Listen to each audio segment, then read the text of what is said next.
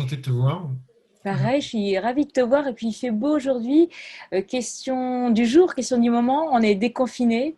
Tu as fait quoi pour commencer? C'était quoi tes premières envies là? Ce qui peut être raconté auprès des lecteurs. Premières envies, j'ai pas fait grand-chose en vérité. Moi, je dois faire partie de ces gens qui ont vécu ce que visiblement la presse appelle le syndrome Cavan, c'est-à-dire que je suis pas trop sorti de chez moi. Je sors assez peu de chez moi et puis de toute façon, j'ai l'impression que politiquement, en tout cas, la parole est toujours confinée. Mhm. J'attends de savoir ce que je peux faire de cette colère qui s'est accumulée pendant toutes ces semaines, d'une gestion politique déplorable, d'un état sanitaire grave et aggravé. Donc, j'ai pas encore trouvé ce que je vais pouvoir faire. Je suis pas du genre à me dire je vais aller me balader en montagne ou marcher au bord de la plage. Il faut dire que j'avais mes enfants en garde alternée toute la semaine, donc ça m'a pas mal occupé. J'ai surtout fait l'instit en fait pendant 2 mois. C'était un peu mon activité première. Voilà. Je te comprends, d'habitude je suis libraire et puis bah, pendant 2 mois, pareil, le confinement, c'était. Il y a plein de gens en librairie depuis cette semaine qui me disent que vous avez dû lire beaucoup et je leur dis bah non, pas tant que ça parce que j'étais aussi institut à la maison, c'est un vrai métier, faut savoir le faire et bah, finalement Non, pas puis il y a un toujours le rapport à la temps. lecture que moi j'ai trouvé. Enfin, il y a une injonction. Alors c'est pas pour faire de la politique, mais il y a une injonction gouvernementale qui nous a dit Ouais. lisez, euh, cultivez-vous, allez vers les formes d'art, qui est une Mm. double fausseté déjà, puisque je sais pas, moi je suis assez estomaqué par ces gens qui ont réussi à lire. Moi je suis il y a quand même une sorte de paralysie. J'ai rien Mm. lu, j'ai pas écrit un mot, bien sûr, c'est difficile. Je pense que l'écriture, c'est quand même parler d'ici et maintenant, parler du monde dans lequel on vit. On sait bien depuis Shakespeare, toutes les histoires ont été écrites. C'est un peu comme on la raconte ici et maintenant. Et voilà, écrire, c'est soit écrire sur le monde d'avant, soit écrire sur le pendant. Et dans les deux solutions, même si je pense que les libraires, hélas, vous allez recevoir des tonnes de cartons, de livres Non. pour la chose, ça finira par arriver. Voilà. Je ne crois pas que ce soit la bonne solution. Il faut qu'il y ait une digestion. Et puis, je pense que de toute façon, faire de l'art pendant ce moment-là, il y aurait eu quelque chose de l'ordre de l'obscénité, en fait. Voilà. Mais donc, oui, il y a tous ces gens qui vont dire mais toi, de toute façon, tu es écrivain, ça ne change rien. Tu es tout le temps enfermé chez toi. Ben non, non, je suis tout le temps enfermé chez moi. Mais en fait, il y a ce truc aussi que écrire, ça demande une retraite, mais c'est une retraite volontaire. Et c'est impossible de se mettre en retraite quand le monde lui-même déjà est en retrait, quoi.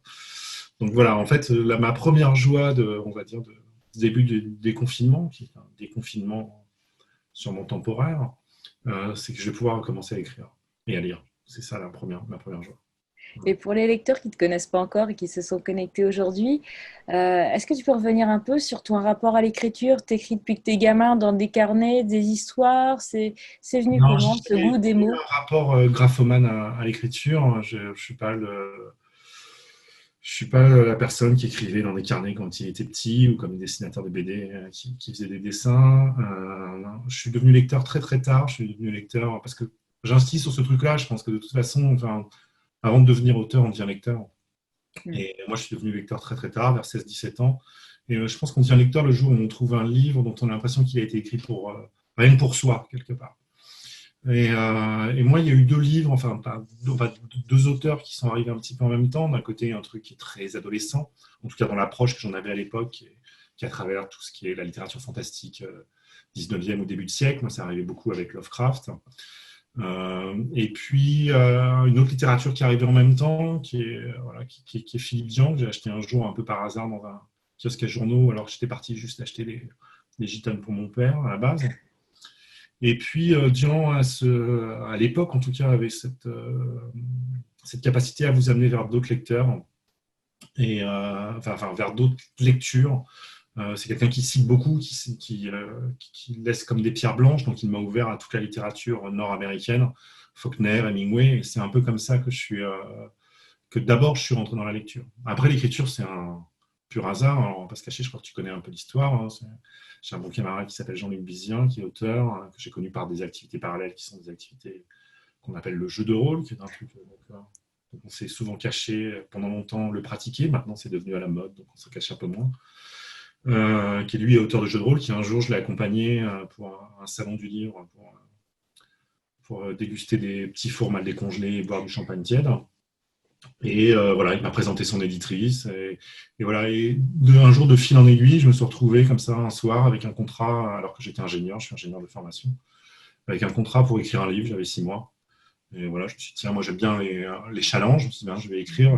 Et je pense qu'à l'époque, j'avais la chance de tomber sur une éditrice. Voilà, et, je vois bien cette idée, j'en parle au passé, hélas, puisqu'elle est plus de ce monde, mais qui avait senti que j'en avais envie et puis que je pouvais le faire, quoi. C'est comme ça que je me suis mis le pied à l'étrier. Voilà. Donc, je suis devenu lecteur à 16 ans et écrivain vers 23, 24 ans, même si voilà, les histoires, en fait, ont souvent fait partie de ma vie. Moi, je vivais beaucoup à la campagne. Je suis plus un enfant de ces premières années Canal+. Voilà, moi, j'ai beaucoup grandi avec le cinéma français qui était diffusé sur Canal+, dans les années 80. On découvert Téchiné, Sauté, tous ces auteurs français. Voilà, donc je viens, en fait, ma passion des histoires, elle vient avant tout du cinéma, même si, en vérité, lorsque j'écris, c'est un peu un challenge pour moi de ne pas faire des histoires qui soient cinématographiques, justement. Plutôt de Il me y dire, a, je prends un truc, comment je le fais en littérature.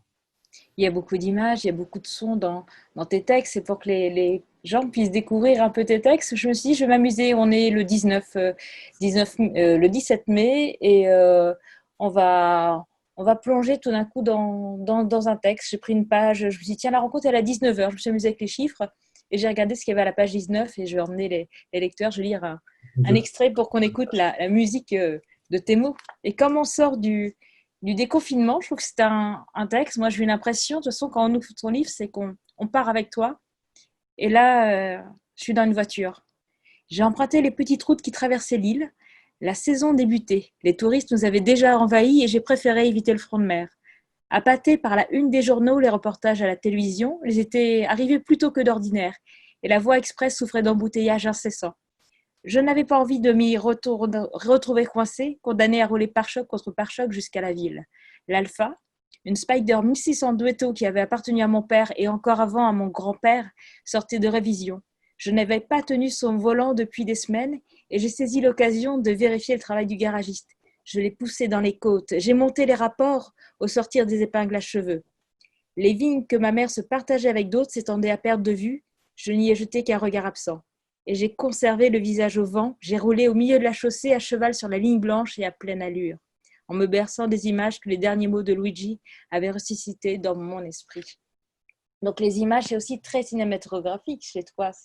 Alors après, on a parlé du cinéma, c'est un peu, Mm. c'est très vrai pour ce livre. En fait, voilà, ça passe souvent du cinéma dans le sens où je me dis, il y a quelque chose que j'aime bien dans un film et je me dis, comment je peux faire ça en littérature. Par exemple, je sais pas, un exemple très classique, c'est, je sais pas, dans Orange Mécanique, cette scène, alors, je suis désolé, j'ai parlé d'un truc un peu gore, mais cette scène de viol qui se joue sur du Sinatra, c'est-à-dire qu'on a quelque part une, j'allais dire une disruption, putain, j'allais parler à la mode gouvernementale, mais euh, un contraste entre l'image et la bande son. Et je me dis, comment on fait ça en littérature?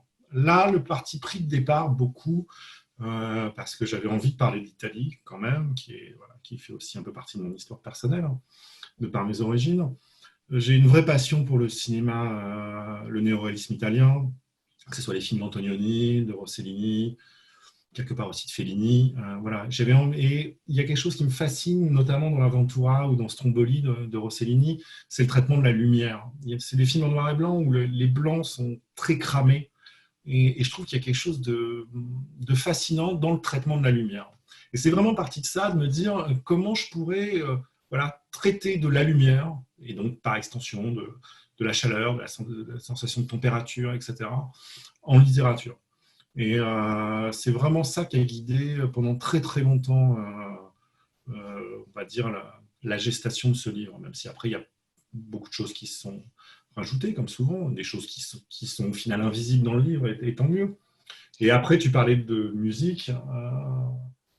La musique est assez importante pour moi, et même très importante.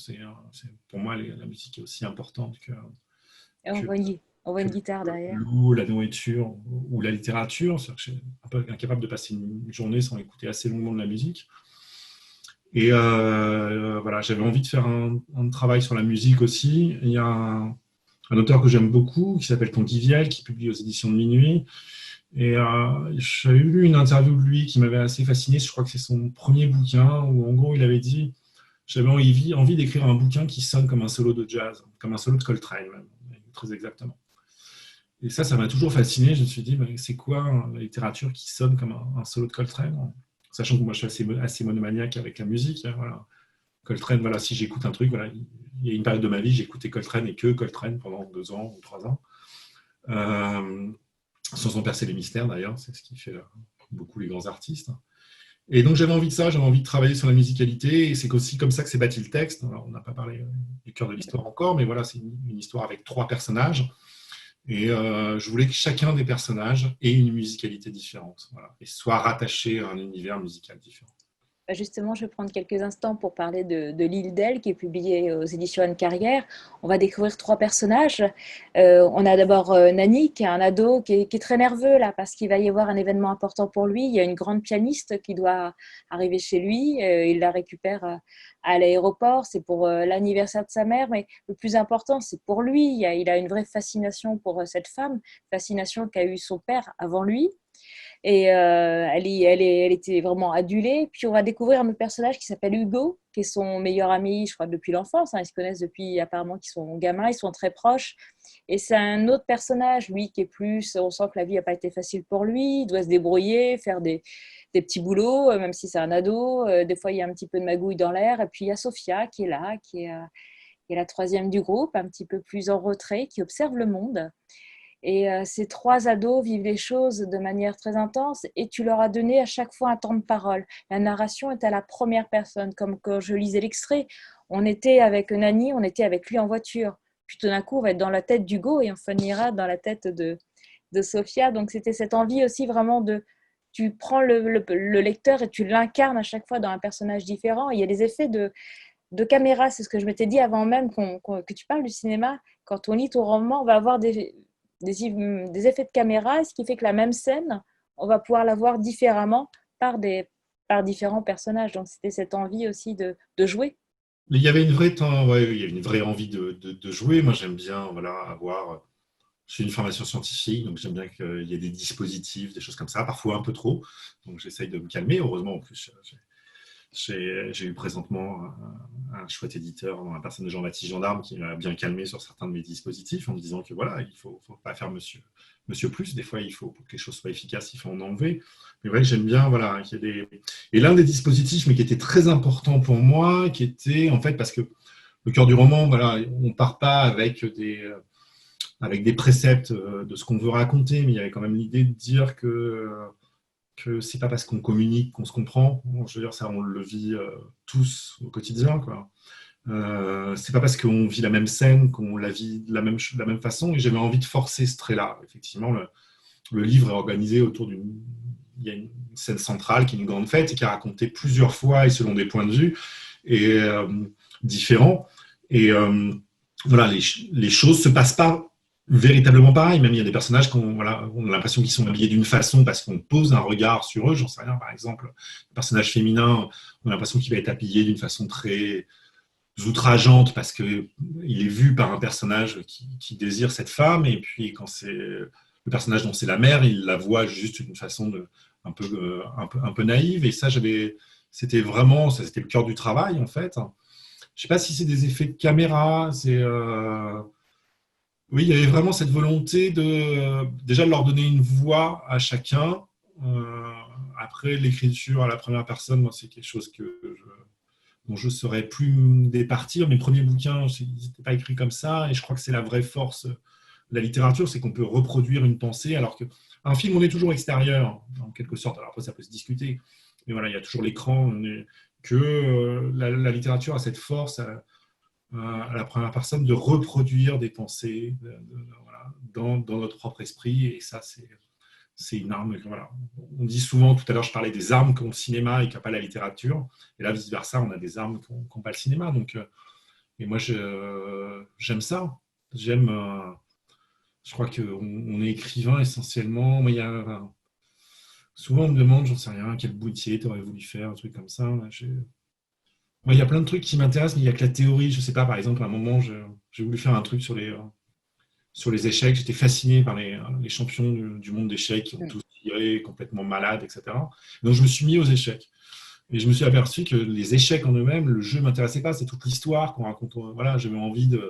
Et donc voilà, je peux pendant 6 mois être champion du monde d'échecs, et puis après je serai plombier, et puis après, et puis je peux être un homme, je peux être une femme, je peux être un enfant, un vieux, et ça c'est super, quoi. Ça, c'est la force du livre, de pouvoir s'incarner, de faire un choix, d'être un personnage, et même quand tu écris, c'est prendre le pouvoir et aller au bout des choses. Et puis je crois qu'on fonctionne pareil, quand on est passionné par quelque chose, on va aller au bout, décrypter, et puis passer sur la Oui, découverte il y d'autres a ce choses. truc que par exemple dans ce livre, il y a eu pour moi qui est un passage. Alors, initialement, ce livre, normalement, chaque voix aurait dû être. Voilà, ça commence par Nani, effectivement, qui est ce personnage qui vit dans la haute société, donc sur un truc insulaire. Alors, j'aurais tendance à dire, en plus, ça peut paraître galvaudé, mais pour moi, c'est presque un livre sur le confinement, parce que ces personnages, ils sont en plein air, mais ils sont confinés. Tu es un Chacun voyant. est différente, voilà. Et, Nani est confiné voilà, est retenu par une tradition familiale. Voilà, ses parents ont des vignes mondialement connues. Il est par essence l'héritier, et donc il devra s'occuper de ça. Et lui a fait le choix de ne pas se poser la question.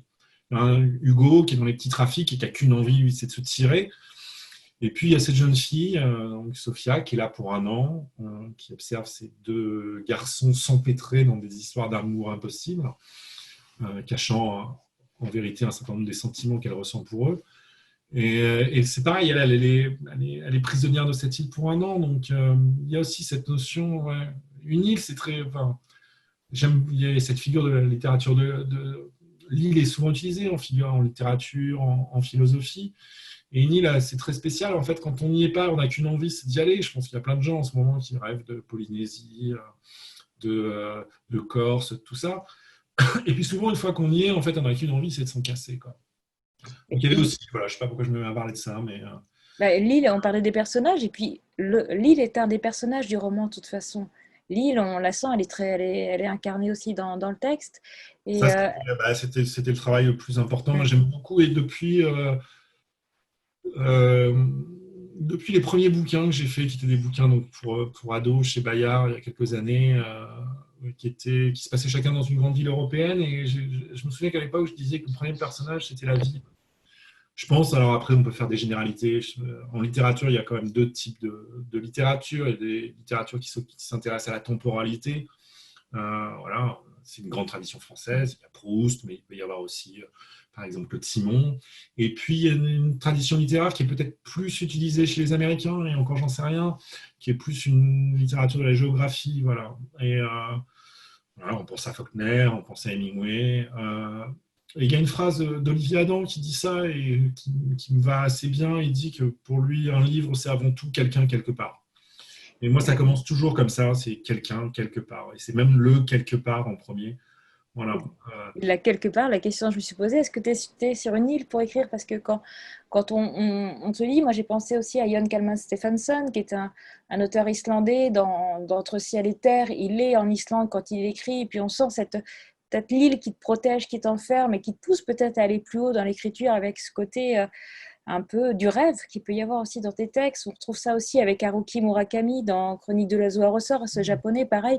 Il y a ce côté, il y a ce qui t'entoure, et ce besoin d'aller vers le haut.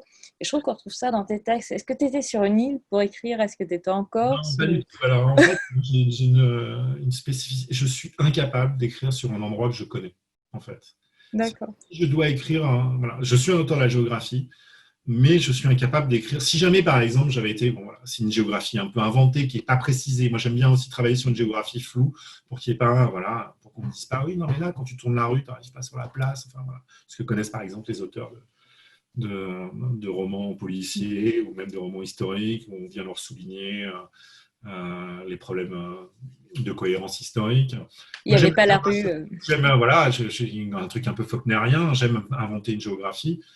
Mais je suis incapable d'écrire sur un lieu que je connais, parce que j'ai l'impression que je vais me noyer. Voilà. Par exemple, si je situe un livre, si je dis le livre se situe à Paris ou à Bordeaux, où j'habite maintenant, je sais que je vais être, voilà, je vais être empêché par la réalité.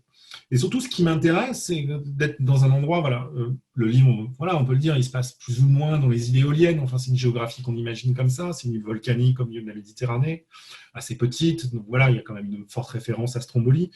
Et je pense que si j'avais été à Stromboli, alors bien sûr, j'étais beaucoup en Italie, mais j'aurais été incapable de l'écrire. Et en fait, ce qui m'intéresse, c'est de travailler avec les émotions enfin, les sensations, les fantasmes quelque part que j'ai de ce lieu, parce qu'en fait, le lecteur, pour la grande majorité, il n'aura pas été à Stromboli, il n'aura pas, mais ces fantasmes, on les partage en fait, on est tous pareils, quoi. Et je trouve que c'est quelque part beaucoup plus efficace, puisque quand même la littérature, j'en ai l'impression, enfin moi, en tout cas c'est ma force de conviction, elle n'a essentiellement qu'un objectif, c'est de susciter des émotions chez le lecteur. Voilà.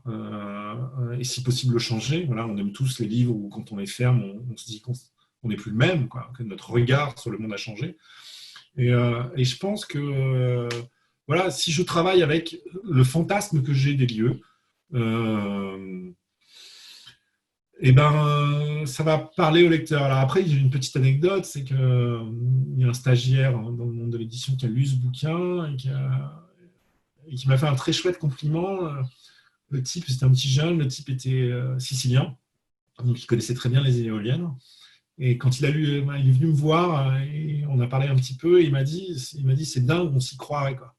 C'est-à-dire que et j'ai trouvé ça démentiel, parce qu'en fait, c'est pas qu'on s'y croirait, c'est que j'ai réussi quelque part à mettre un peu, voilà, parce que c'est pas d'écrire un lieu, c'est mettre, je sais pas, une odeur, un peu de couleur, machin, et que les gens puissent projeter leur vision, quoi. Donc j'ai juste dressé la carte qui a permis de projeter sa vision. C'est pas que, voilà, mais qu'un mec ait grandi dans ces lieux et me dit on s'y croirait, ouais, c'était assez agréable, j'avoue. Parce que moi, j'avais justement l'image fantasmée un peu de l'auteur. L'auteur avec son carnet, je t'ai imaginé au bord de l'eau, en train d'écrire le texte. On est aussi sur la notion de fantasme quand on lit. Ouais. Et le fantasme est Un auteur de important. carnet, moi, je suis un auteur de cellules, d'enfermement. J'écris un peu en terrasse, mais voilà. Je ne suis pas un auteur de carnet, je ne suis pas un auteur qui marche. Je sais pas. J'aimerais bien être cet auteur-là, parce que ça doit être vachement plus sympa plutôt que de s'enfermer dans un bureau. Mais moi, j'ai besoin de m'enfermer dans mes sensations, pas dans la réalité. Et le fantasme, il est présent aussi. Nani, il fantasme tellement cette musicienne, cette pianiste. Quand elle arrive et qu'elle émet les premiers mots, il va être presque choqué parce que la façon dont elle parle, ça ne correspond pas à sa réalité à lui. Est-ce que toi, Ouais, tu as déjà eu...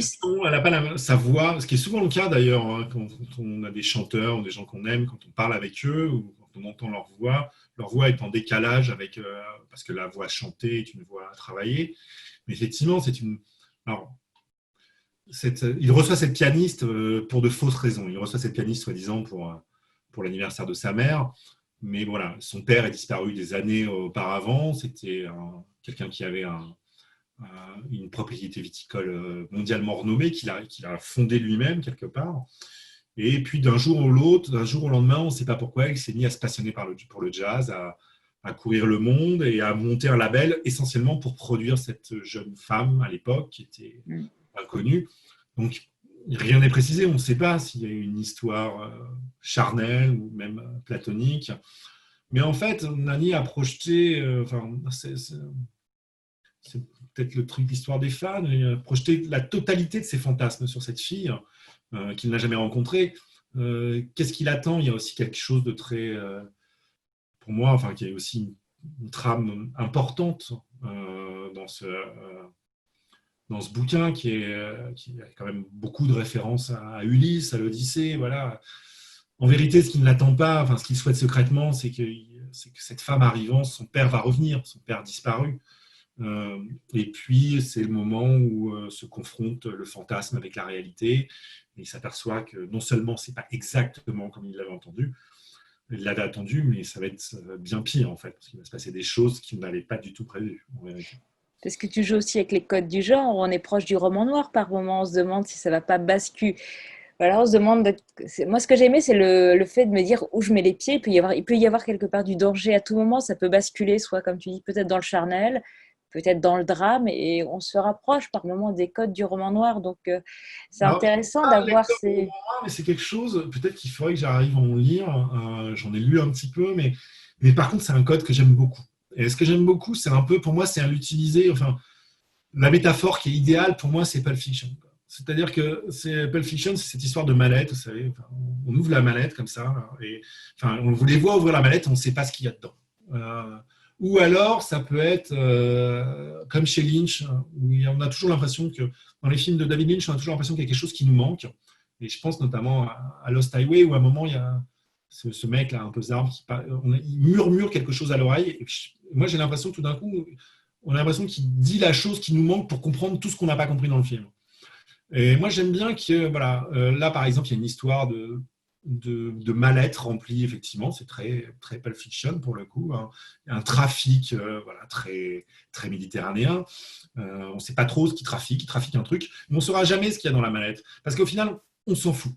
Voilà, moi j'aime bien les histoires, voilà, utiliser la trame du roman noir, mais pas aller au bout. Je ne sais pas si c'est bah, parce que aller au bout d'une trame de roman noir, ça veut dire commencer à construire son texte, hein, à se dire il faut une fausse piste, un machin. Et moi, j'écris sans plan. Moi, mon plan, c'est la phrase d'avant. C'est une phrase doit en entraîner une autre, et c'est vraiment là la musicalité de la chose. Alors, du coup, ça me pose parfois de problème. Hein, c'est ce qui fait qu'il faut. Je reviens beaucoup sur le texte, que je suis assez lent. Mais pour moi, c'est voilà, c'est aussi ce truc que quand on tient un lecteur, il faut que donc, mais oui, j'aime bien. Et puis, en parlant de l'Italie du Sud, c'était difficile qu'il n'y ait pas un peu, comme c'était difficile qu'il n'y ait pas un moment du linge aux fenêtres, voilà, qu'il n'y ait pas des flingues dans l'ombre et un peu de trafic, quoi. Il fallait qu'il y en ait, quoi, j'ai l'impression. Et Euh, le thème de la disparition, de l'absence, c'est important chez toi aussi. Il y a à la fois l'absence et la présence, la musique qu'on entend à peine, c'est comme s'il y avait un piano dans le lointain mais qu'on n'arrive pas à voir. Ce père, pareil, qui est très présent dans le discours, mais est-ce qu'il va surgir d'un moment à l'autre? C'était important pour toi de traiter ce thème de l'absence? ah, là, ça va devenir. Oui, on a chacun nos marottes. Mm. Voilà, on a chacun nos marottes. Il y a sûrement. Voilà, enfin, peut-être que j'en parle à mon psy, j'en sais rien. Enfin, j'en ai déjà un peu parlé, en vérité. Voilà, il y a le terme de l'absence. Et surtout, en fait, je pense, je sais pas, c'est peut-être aussi le fait de travailler sur des figures adolescentes, parce que là, c'est quand même le but, l'objectif, c'est quand même des jeunes adultes qui deviennent adultes, justement. Mais je pense que quand on est jeune, il y a toujours ce sentiment aussi de ne pas être écouté, et d'avoir dans son entourage, que ce soit ses parents ou des adultes, des figures tutélaires, des personnes qui sont à la fois présentes par le discours, par exemple. Moi, j'aime bien qu'il y ait toujours à la limite un parent qui parle beaucoup, qui parle trop, à la limite, et quelqu'un qui soit absent. Voilà, mais c'est deux façons d'être absent. Quoi. Et oui, il y a la figure de l'absence, la figure de la paternité, du rôle du père, voilà, en plus dans une société un peu tutélaire comme la société du sud de l'Italie. Oui, c'est des.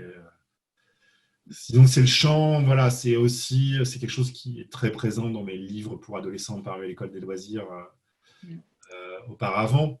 Voilà, j'ai l'impression de labourer le même chant, mais à chaque fois de le labourer d'une façon différente. Et il y avait quelque chose d'important dans ce livre aussi, c'était une façon de se préparer à changer de chant, en fait. Voilà. Bah, de voir comment tout va très vite. Quand tu es ado, tu montes ce que tu montrais déjà dans tes précédents textes, mais là, on le voit, quand tu es adolescent, les choses elles vont vite. Il y a une espèce de rythme qui est peut-être pas le même que les adultes. C'est un peu du Ray Bradbury dans Chronique martienne. On est au même endroit, mais tu as deux espaces, voilà, qui a comme deux espaces-temps. Les gens passent les uns à côté des autres, pas forcément avec le même langage. Et ce que j'aime, c'est quand on parle de la mère, cette mère, elle a l'air très âgée quelque part, mais elle a que 40 ans. Ouais. C'est parce que Tu as 17 ans, tu as 40 ans. 40 ans, t'as l'air vieille, alors que non.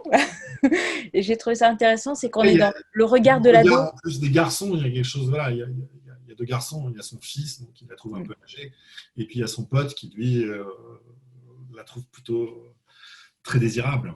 Voilà, donc c'est aussi, voilà, c'est les jeunes adultes et les figures un peu tutélaires. Et à côté de ça, il y a cette jeune femme qui, bien sûr, bon, s'appelle Sophia, pas par hasard, mais qui est quelque chose aussi qui traverse beaucoup de mes livres, où la sagesse et la raison et la froideur d'esprit et la vision vient plutôt des figures féminines. Voilà, c'est rien de très original. Je fais partie souvent de cette grande génération, enfin, ce grand nombre d'auteurs ou d'artistes qui pensent que la femme est notre dernier salut. Voilà.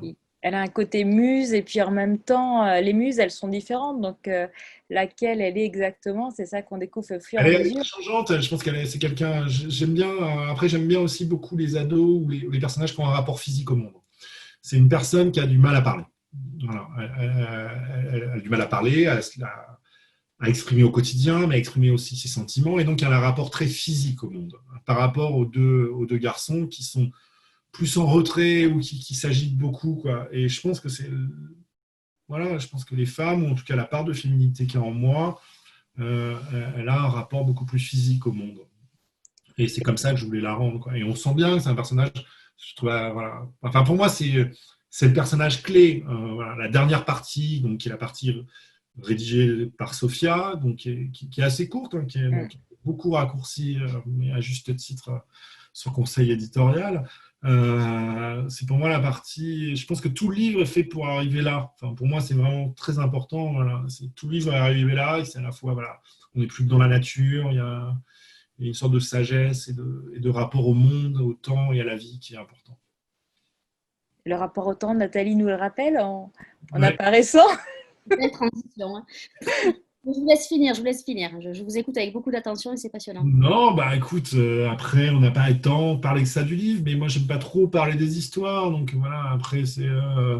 Est-ce que tu avais une musique différente pour chacun? Parce que derrière, on voit l'ampli, on voit la guitare.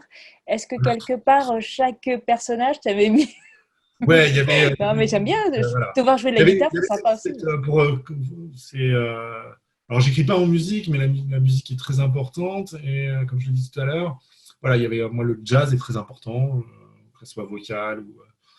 Donc, il y avait effectivement cette idée de, comme c'est fait dans la première partie avec Nani, qui est quand même la partie la plus longue, il y avait cette idée à un moment de se dire, ouais, je vais le faire mon solo de jazz, quoi. Donc, il y a par exemple, je crois, une dizaine de pages où il n'y a pas de ponctuation, en tout cas, c'est la même phrase, ou alors avec, voilà, Donc, la première partie avec Nani est beaucoup, voilà, pensée par rapport à la rythmique du jazz. La deuxième partie avec Hugo, qui est plus dans un rapport qui en plus est sa musique à lui, et plus dans un rapport voilà, à ce que les vieux comme moi ont appelé le grunge, c'est Nirvana, Alice in Chains, Soundgarden, donc cette musique un peu contestataire apparue au début des années 90. Et puis, la dernière partie, c'est juste la musique de la nature, quoi. C'est le silence. Alors après, ça peut être aussi moi, elle me fait beaucoup penser à quelque chose que j'aime beaucoup, c'est la musique baroque, voilà, c'est Purcell, c'est ces voix suspendues, voilà, cette capacité juste d'écouter le bruit d'une feuille parmi toutes les feuilles d'un arbre qui bougent, voilà, c'était de retrouver une sorte de précision. Voilà, mais à chaque fois, c'est pas juste de l'ambiance, c'est-à-dire que j'ai voulu que l'écriture rende cette musique-là. C'était pour moi, en fait, c'était la chose la plus importante dans tout le livre. Ça se voit peut-être pas, j'espère, parce qu'en fait, c'est bien de ne pas voir les points de couture, mais c'était ce qui m'a demandé le plus de travail. Ah ouais, il y a de la rythmique et je laisse une nouvelle voix s'élever, c'est celle de Nathalie maintenant Alors, qui va prendre, la chef de chœur reprend sa baguette. il y a une question sur le titre. Et moi, je voudrais savoir si c'est un clin d'œil ou un hasard total à cette petite commune de Vendée qui s'appelle l'île d'Elle, mais sans le S à la fin. C'est pas du tout un clin d'œil, hein, c'est exactement de là d'où ça vient. Moi, j'aime beaucoup. J'ai très rarement, je crois que ça m'est jamais arrivé d'écrire un livre si j'ai pas le titre au départ. Voilà. Je parlais du fait que c'est phrase après phrase, et donc la première phrase c'est le titre.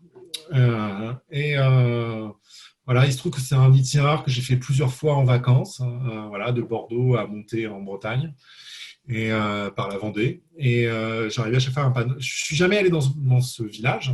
Mais à chaque fois, il y avait ce panneau, l'île d'Elle. Ça ferait un putain, ça ferait un putain de titre, quoi.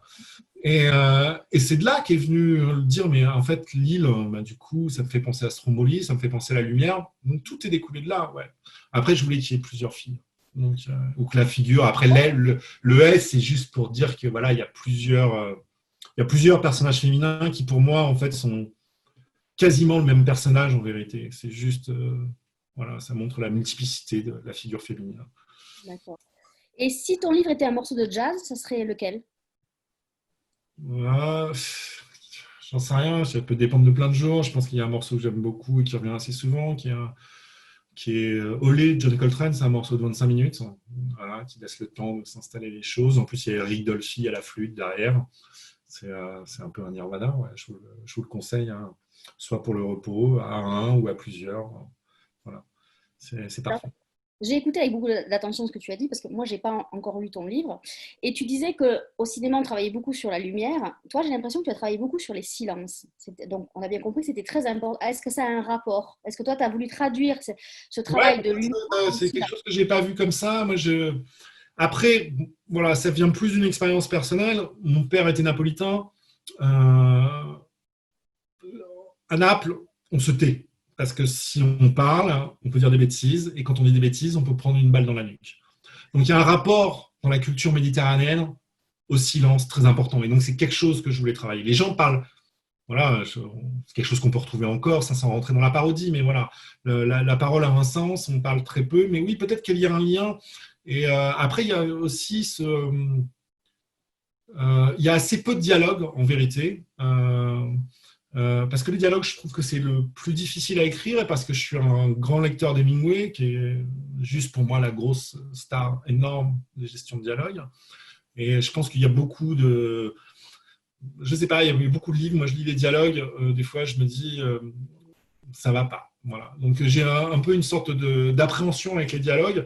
Donc je travaille beaucoup les dialogues, donc du coup j'en mets moins. Voilà. Mais c'est surtout des personnages qui ne parlent pas. C'est bien le problème, c'est que voilà, il y en a un qui est dans une sorte de fantasme vis-à-vis d'une musicienne, un qui est dans une sorte de fantasme vis-à-vis de la mère de son pote, et l'autre est la jeune fille qui a juste envie de dire aux garçons, arrêtez de courir comme des débiles, et regardez, moi je suis là, peut-être que si on se parle, peut-être qu'il pourrait se passer quelque chose, au moins on pourrait vivre.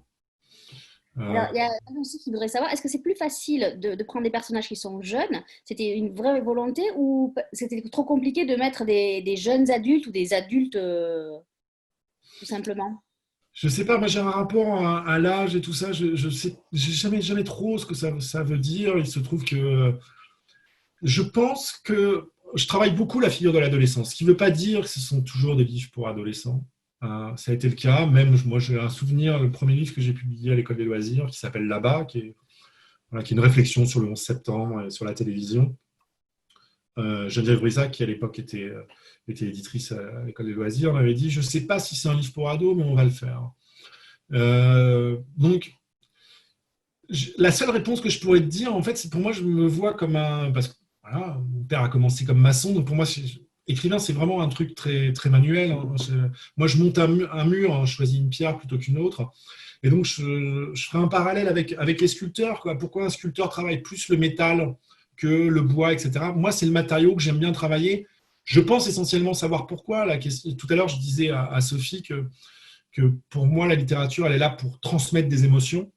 Et avec les ados, c'est facile, parce que les ados, ils ont cette capacité à ressentir beaucoup et fortement. Et donc, voilà, quand tu aimes travailler les émotions, c'est plus facile de travailler. Je ne sais pas, les ados me parlent, mais peut-être que je finirai par faire à fur et à mesure que je continue à cultiver mes cheveux blancs, mes personnages âgés. Voilà. Alors, on a bien compris que la musique était très importante. Est-ce que tu écris des textes de chansons ou pas du tout? J'ai essayé, mais je crois que je ne suis pas très doué pour ça. J'ai encore C'est l'espoir. facile d'écrire un roman que des chansons, c'est ça? Ah, ça rejoint je crois que la longueur compte pas. Souvent, par exemple, je sais pas, écrivant pour adolescents ou pour jeunes publics, tu peux être amené, par exemple, à rencontrer ou à faire des rencontres au milieu scolaire. Et le truc, moi, j'ai arrêté un peu tout ça, essentiellement parce qu'on se retrouvait parfois dans des situations en disant, ben voilà, allez, vous allez venir et puis on va écrire une nouvelle avec les enfants, avec les jeunes. Avec cette idée que une nouvelle, c'est pas un roman, c'est plus simple. Alors pour moi, une nouvelle, c'est beaucoup plus compliqué, quoi. Enfin, je veux dire, écrire une nouvelle, si t'es pas Raymond Carver, voilà, il faut se hisser au niveau de Carver. Et Carver, c'est un peu aussi mon panthéon, quoi. La poésie, c'est pas parce que c'est une forme brève que c'est compliqué. La chanson, je crois que je suis pas doué, je crois que je suis plus un coureur de fond en littérature. Ça ne veut pas dire que je ne vais pas essayer, mais voilà. Après, j'ai un très bon ami pour qui j'ai envie de le faire depuis très très longtemps. Voilà. Pour le moment, je ne suis pas arrivé à quelque chose qui soit Moi, je satisfaisant. pense que tu es un véritable artiste, donc je pense que tu vas y arriver. J'ai récupéré une phrase très intéressante. Attention, quand je dis très intéressante, il peut y avoir un double sens. On va Les, peut-être. Les femmes avaient toujours le sale rôle. Sans elles, le monde serait condamné à l'immobilisme, à la lâcheté et à un éternel recommencement. Qu'est-ce que c'est que cette phrase? C'est cette phrase. C'est vrai. Oui. Enfin, bon, après, voilà, on peut dire que ça s'appelle une pause, etc. Ouais, alors après, pour répondre à ta question, moi, il y a un truc que j'aime bien dire justement au jeune public quand je rencontre du jeune public, et qui souvent, j'ai remarqué les chocs. Je dis beaucoup que tous les personnages, c'est moi, parce que c'est le seul filtre que j'ai, quoi. Quand on crée un personnage, bien sûr, on crée avec ses émotions ou avec la perception des gens qu'on croise. Et je dis, les femmes, c'est moi. Et je pense qu'en plus, les personnages féminins sont encore plus moi, quelque part, que les personnages masculins. Voilà. Et moi, ce que j'aime beaucoup dans la littérature, comme j'ai dû un peu le glisser précédemment, j'aime m'interroger et travailler ma part de féminité. Et pourquoi? Bon, voilà, après, je ne vais pas m'étendre, sinon on va Non, dire mais que ça, c'est intéressant parce que tu vois, donc, moi, je je suis t'ai pas italien, etc., quoi. Mais oui, je pense que les femmes nous sauveront. C'est une Non, non, évidence. mais alors moi, j'adore Elles les nous contes de rendent romance. fous aussi, mais elles nous sauvent. Et là, tu m'as vraiment donné encore plus envie de lire ton livre parce que ça m'intéresse. Quand un homme développe sa part de féminité, c'est toujours très intéressant dans l'aspect littéraire. Et donc, moi, j'irai te lire après. Donc, avant de conclure, je vais laisser le mot de la fin à Sophie, si elle veut bien. Et puis, moi, je reviendrai pour annoncer la rencontre de demain. Sophie, je te laisse le mot de la fin. Est-ce que c'est pas compliqué, Romuald, de sortir d'un livre comme ça? Ça a été des mois de travail. Tu as déjà appris autre chose ou tu te laisses le temps? Tu te comparais à un coureur de fond, j'aime bien l'image. Est-ce que là, tu es en train de reprendre ton souffle?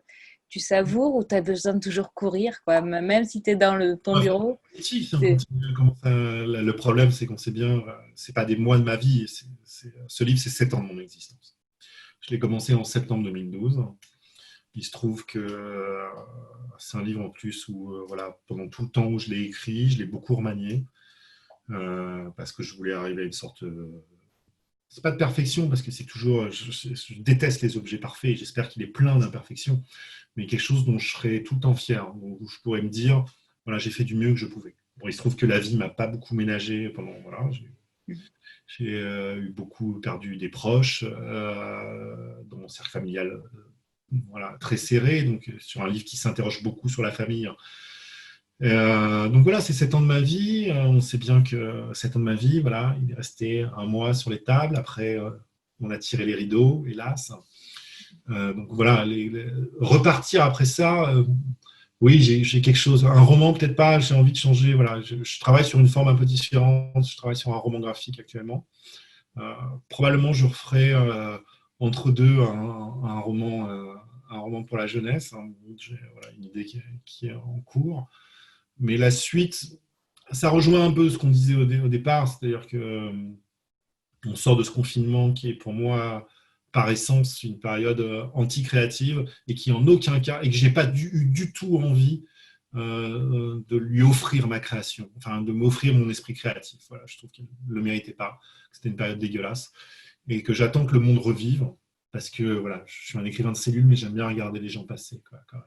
Voilà, parce que on parle du monde. Donc oui, ça viendra, mais j'ai repris mon souffle quand même. Mais